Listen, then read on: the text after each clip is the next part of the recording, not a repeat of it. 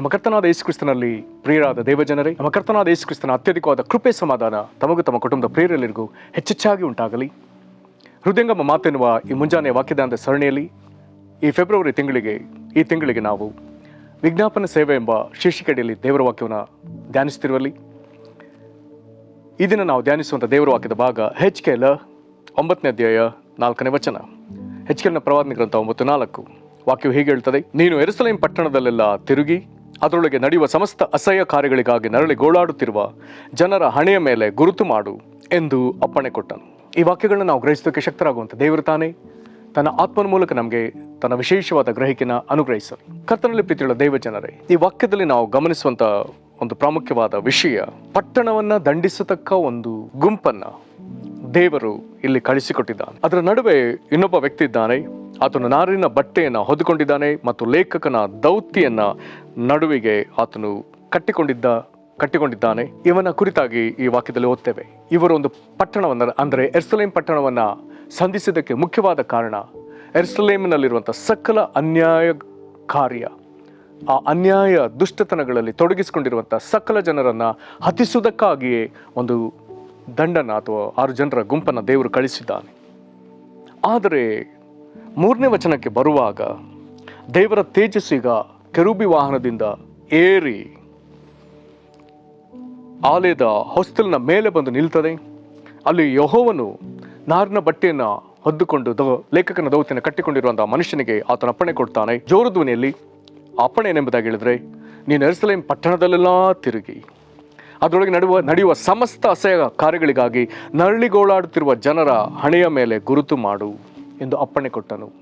ಕರ್ತನಲ್ಲಿ ಪ್ರೀತಿಯುಳ್ಳ ದೈವ ಜನರೇ, ನೀನು ಪ್ರಾರ್ಥಿಸುವ ಮನುಷ್ಯನಾಗಿದ್ದರೆ, ವಿಜ್ಞಾಪನೆ ಸೇವೆಗಾಗಿ ದೇವರು ನಿನ್ನನ್ನು ಕರೆದಿದ್ದರೆ, ನಿನಗೆ ಒಂದು ಪ್ರತ್ಯೇಕತೆ ಉಂಟು. ಆ ಪ್ರತ್ಯೇಕತೆ ಏನು? ಮಿಕ್ಕ ಜನರು ನಾನಾ ವಿಧವಾದ ಪಾಪದಲ್ಲಿ ತಮ್ಮನ್ನು ತೊಡಗಿಸಿಕೊಂಡಿರುವಾಗ ನೀನು ಅವರೊಂದಿಗೆ ಬೆರೆಯಬಾರದು. ನೀನು ನಿನ್ನನ್ನು ಅಂಥವರಿಂದ ಪ್ರತ್ಯೇಕಿಸಿಕೊಳ್ಬೇಕು.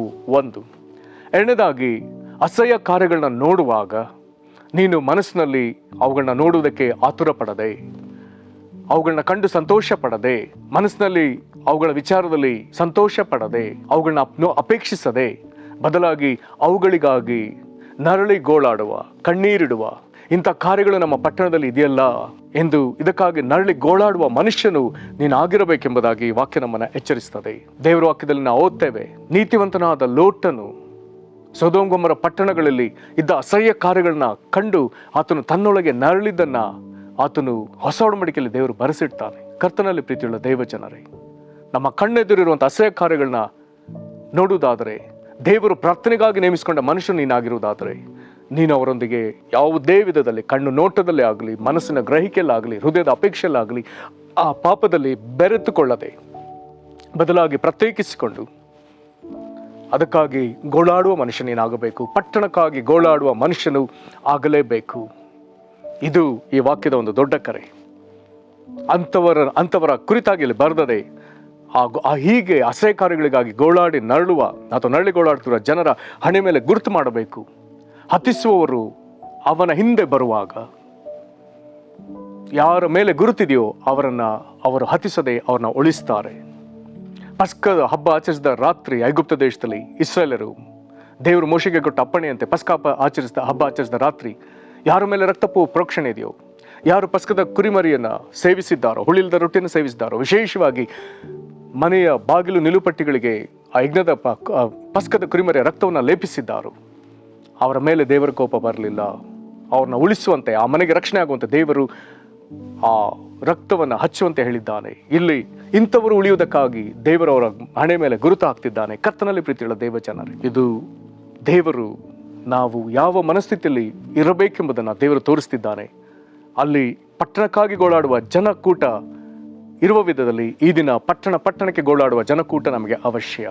ದೇಶದ ಪ್ರತಿ ಪಟ್ಟಣದಲ್ಲಿ, ಎಲ್ಲ ದೇಶದ ಪ್ರತಿ ಪಟ್ಟಣದಲ್ಲಿ ದೇವರ ನೀತಿ ಬೇಕು, ಪಾಪದ ಸಂಗತಿಗಳು ಬೇಡ ಎಂಬುದಾಗಿ ನರಳಾಡುವ, ಪ್ರಾರ್ಥಿಸುವ ಕೂಟ ಅವಶ್ಯ. ದೇವರು ಈ ದಿನ ವಾಕ್ಯ ಕೇಳ್ತಿರುವಂಥ ನಿನ್ನನ್ನು ಅಂಥ ಜನಕೂಟದಲ್ಲಿ ನಿನ್ನನ್ನು ಸೇರಿಸಿಕೊಳ್ಳಲಿ.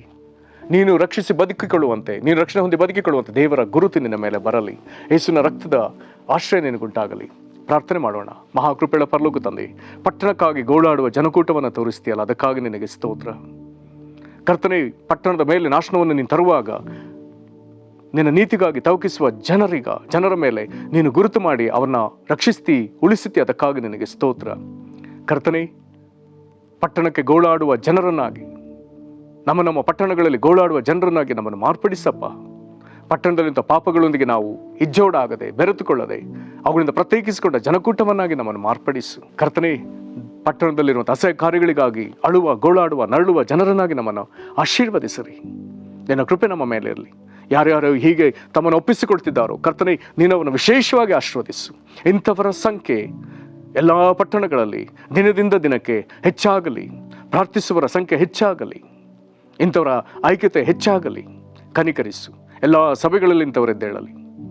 ಕರ್ತನೇ, ನಿನಗೆ ಮಹಿಮೆ ಆಗಲಿ. ಯೇಸು ಕ್ರಿಸ್ತನ ಹೆಸರಲ್ಲಿ ಬೇಡಿದ್ದೇವೆ ನಮ್ಮ ತಂದೆಗೆ, ಆಮೇನ್. ಕರ್ತನು ನಿಮ್ಮನ್ನು ಆಶೀರ್ವದಿಸಲಿ. ವಂದನೆ.